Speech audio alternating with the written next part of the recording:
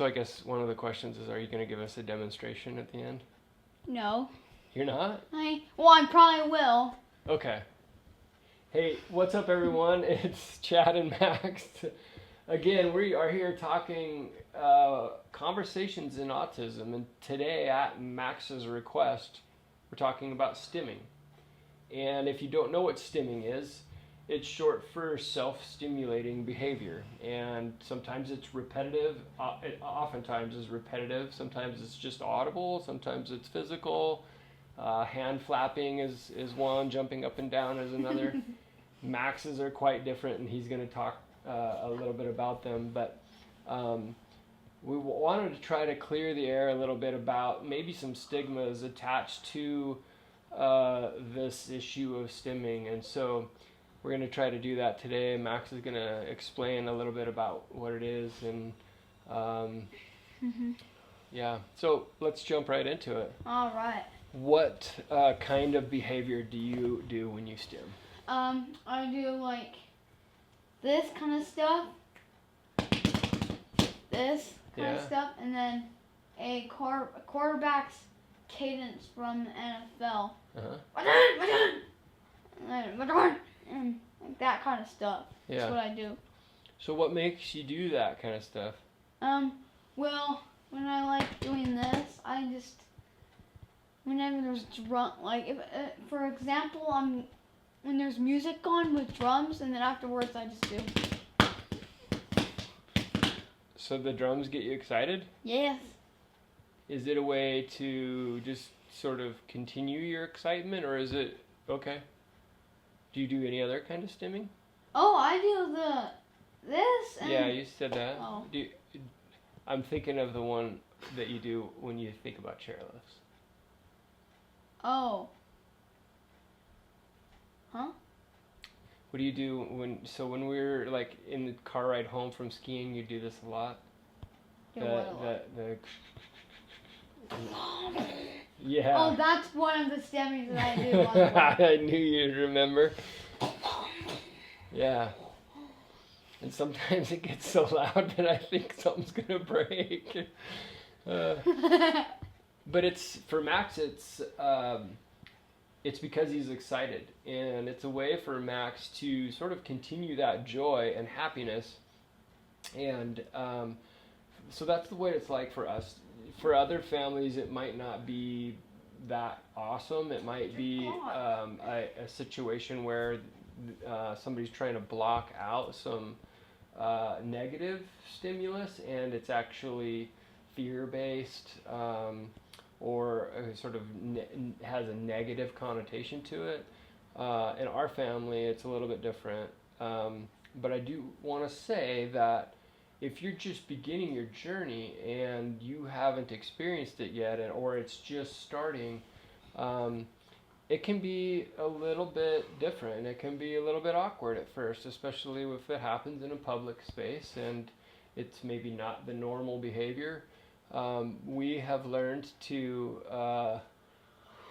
You tired, buddy? No, I'm all right. Okay. We have learned that it brings Max a tremendous amount of joy, and it happens when he's in a great mood. And if we've ever tried to stop it, we've completely crushed that great mood, haven't we? Do you remember getting mad at me when I've asked you to stop if we're trying to be quiet somewhere or it's not the right time? Yeah. And if I say, "Hey Max, can you be quiet?" Oh man, you get frustrated with me, don't you? Yeah. Yeah. What would you say to another young person, maybe younger than you? Maybe they don't know that they are autistic, but maybe they feel like they want to... Did you tell yourself to stop? Yeah, I don't like yawning in the video. I think you do it because you're maybe a little nervous, dude. I have the nervous yawns. Yep. So what would you say to somebody else that maybe another young person when they want to maybe do hand flapping or jumping up and down? I like that kind of stuff. Say to them? Yeah, what would you say to them? I don't know. Would you say like maybe be free? Be free. Do what makes you feel good. Do what helps you feel good. Yeah. 'Cause it makes you feel good, right? Yeah. And so we've just sort of gotten used to it, and we've gotten to the point where we don't really try to stop it.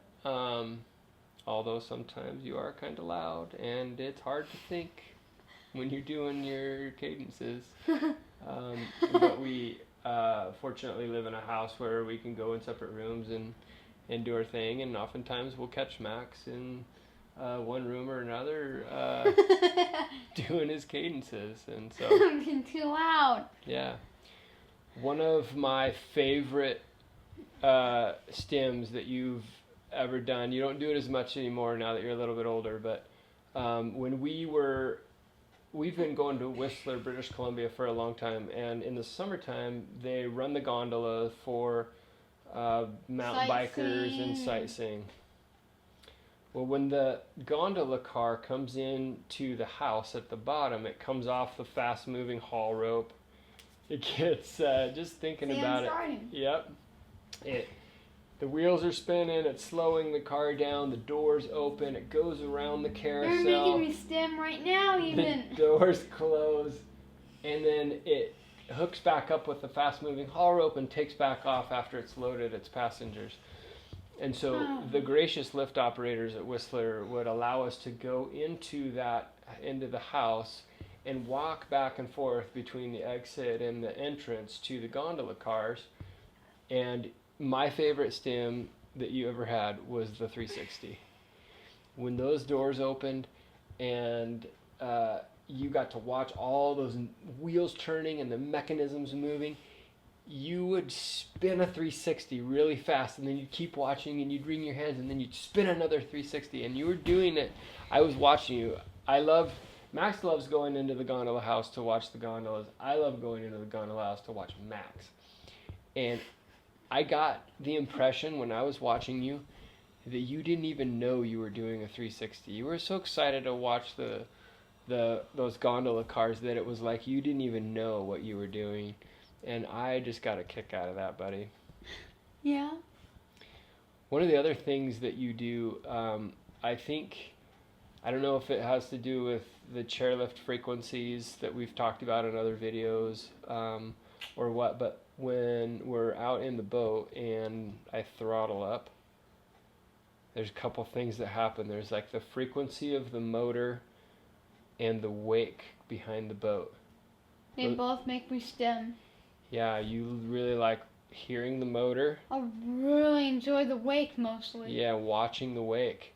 And then when we slow down and the wake kind of comes up on the back of the boat.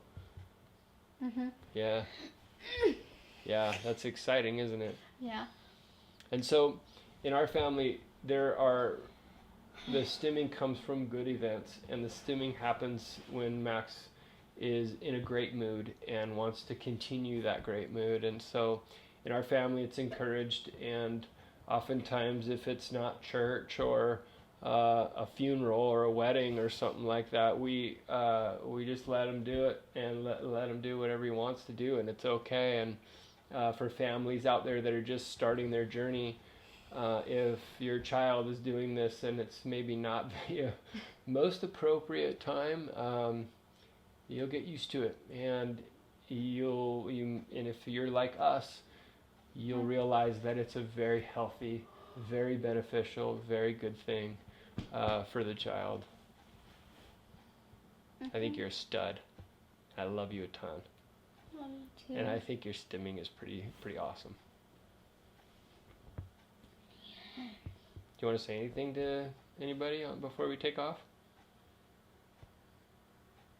Do you and Macy have anything you want? Oh yeah, me and my sister Macy, we make a YouTube channel. We currently have like 10 or 11 videos right now.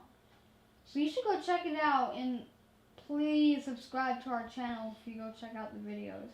And just enjoy them if you ever go there. Just try to watch every video and see if you like it. Right on. Have a good one. We'll see you next time. See you later.